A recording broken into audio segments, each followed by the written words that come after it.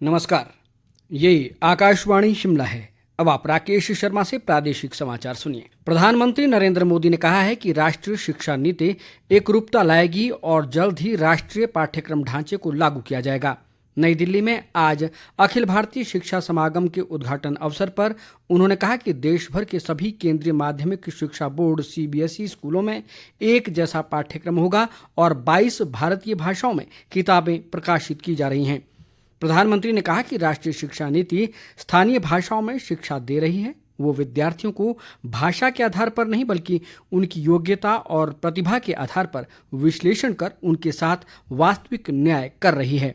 उन्होंने ये भी कहा कि शिक्षा में देश को सफल बनाने और देश की किस्मत बदलने की ताकत है और 21वीं सदी के भारत को बदलने में शिक्षा ने महत्वपूर्ण भूमिका निभाई है। नई शिक्षा नीति के 3 साल पूरा होने पर प्रधानमंत्री ने शिक्षकों और स्कूलों की भूमिका की सराहना की और कहा कि पिछले 3 वर्षों में राष्ट्रीय शिक्षा नीति को उन्होंने मिशन मोड में लागू किया है। राज्य सरकार ने आईजीएमसी शिमला में L1 ट्रॉमा सेंटर स्थापित करने का निर्णय लिया है। मुख्यमंत्री सुखविंदर सिंह सुक्खू ने शिमला में बताया कि इसके सुचारू संचालन के लिए मंत्रिमंडल की बैठक में नर्सिंग व पैरामेडिकल स्टाफ के 136 पद भरने को मंजूरी दी गई है। उन्होंने कहा कि आईजीएमसी में ट्रॉमा सेंटर की स्थापना से राज्य में आपातकालीन स्वास्थ्य देखभाल प्रणाली को मजबूती मिलेगी।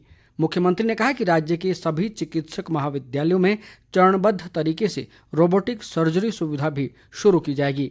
स्वास्थ्य विभाग इसके लिए बुनियादी ढांचा तैयार करने सहित कर्मचारियों को प्रशिक्षण भी दे रहा है। विपक्ष के नेता जयराम ठाकुर ने प्रदेश कांग्रेस सरकार पर मानसून के दौरान आई आपदा से निपटने में नाकाम रहने का आरोप लगाया है। शिमला में आज पत्रकारों से बातचीत में उन्होंने कहा कि व्यवस्था परिवर्तन की सरकार में तालमेल की भारी कमी से लोग असमंजस में हैं। जयराम ठाकुर ने कहा कि विपक्ष आपदा की इस घड़ी में लोगों के साथ है और केंद्र सरकार ने भी स्थिति से निपटने के लिए हर संभव मदद की है। उन्होंने आपदा से सरकारी व निजी संपत्ति को हुए नुकसान पर चिंता जताई और कहा कि बरसात के मौसम से पूर्व आपदा से निपटने के लिए प्रबंध किए जाते थे, लेकिन इस बार ऐसा नहीं हुआ, जिसके परिणाम स्वरूप हालात ज्यादा बिगड़े हैं। कांग्रेस के राष्ट्रीय प्रवक्ता व विधायक कुलदीप सिंह राठौर ने आज शिमला में राज्यपाल शिव प्रताप शुक्ल से भेंट की। उन्होंने राज्यपाल को एक ज्ञापन सौंपा और राज्य में भारी वर्षा और बादल फटने की घटनाओं से हुए नुकसान की जानकारी दी। राठौर ने ज्ञापन के माध्यम से केंद्र सरकार से प्रदेश के लिए राहत पैकेज की मांग की है। इस दौरान राज्यपाल ने कहा कि मानसून के दौरान हुए नुकसान को लेकर उन्होंने केंद्र के समक्ष पहले ही पूरी बात रखी है और वे दोबारा इस मामले की पैरवी करेंगे। सोलन जिला में इस वर्ष करीब 200 हेक्टेयर भूमि पर 4 लाख पौधे रोपे जाएंगे। ये जानकारी स्वास्थ्य मंत्री धनीराम शांडिल ने आज कंडाघाट विकासखंड की तुंदल पंचायत में वन महोत्सव के शुभारंभ पर दी। उन्होंने कहा कि वन महोत्सव को मनाने का उद्देश्य नागरिकों को वनों के प्रति जागरूक करना और उनके महत्व को समझाना है। स्वास्थ्य मंत्री ने आम लोगों से भी वन महोत्सव जैसे कार्यक्रमों में बढ़ चढ़कर भाग लेने की अपील की। प्रधानमंत्री नरेंद्र मोदी कल सुबह 11 बजे आकाशवाणी पर मन की बात कार्यक्रम में देश विदेश के लोगों के साथ विचार साझा करेंगे।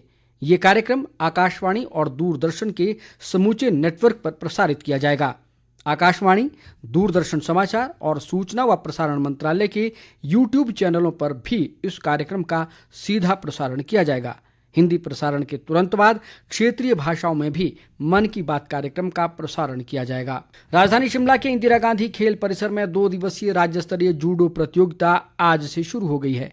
इस प्रतियोगिता के महिला और पुरुष वर्ग में करीब 425 खिलाड़ी भाग ले रहे हैं। प्रतियोगिता के विजेता खिलाड़ी का चयन राष्ट्रीय स्तर की जूडो प्रतियोगिता के लिए किया जाएगा। राजधानी शिमला सहित राज्य के अधिकांश क्षेत्रों में मानसून की वर्षा का क्रम रुक रुक कर जारी है। बीती रात प्रदेश के अनेक क्षेत्रों में हुई भारी वर्षा के बाद नदी नालों का स्तर बढ़ा हुआ है और कई जगह भूस्खलन के कारण मार्ग अवरुद्ध होने से लोगों को दिक्कतों का सामना करना पड़ रहा है। कुल्लू से हमारे संवाददाता के अनुसार आनी उपमंडल के जाबन क्षेत्र में बीती रात बादल फटने की वजह से नाले में बाढ़ आने से लोगों को भारी परेशानी उठानी पड़ी है। इस घटना के बाद जलस्तर बढ़ने के बाद आनी खड्ड के समीप रहने वाले लोगों के मकानों को खाली करवाया गया है। इसके साथ ही समाचार बुलेटिन समाप्त हुआ। नमस्कार।